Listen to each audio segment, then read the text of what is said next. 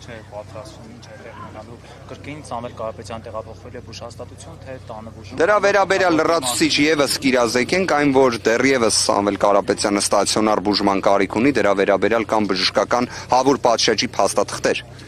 Դրանում երկրորդ կարծիք չկա։ Մեխանիզմները կհասկանանք, որովհետև ի վերջո այստեղ միայն մեր ցանկությունը չէ,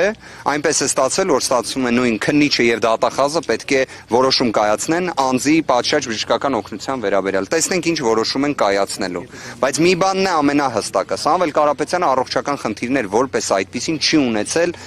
մինչև 2025 թվականի հունիսի 18-ը։ Այն ինչ տեղի է ունեցել Սամվել Կարապետյանի նկատմամբ նույն թոքաբորբը, նույն ֆիբրոզը, նույն կորոնավիրուսային համավարակը, մենք այդտեղ տեսնում ենք ուղիղ դիտավորություն իրավասու պաշտոնյաների եւ նաեւ քաղաքական պաշտոնյաների կողմից Սամվել Կարապետյանի առողջության նկատմամբ ոտնձգության տեսանկյունից։ Եվ իդեպ այս պնդումները կատարելու համար պարզապես օբյեկտիվ տվյալներն ենք նայում։ Օբյեկտիվ տվյալները, բայց վստահ եղեք այդ առողջական հարցերն ամբողջությամբ հաղթահարվելու են։ Դա էլ ենք անցնելու ենք առաջ։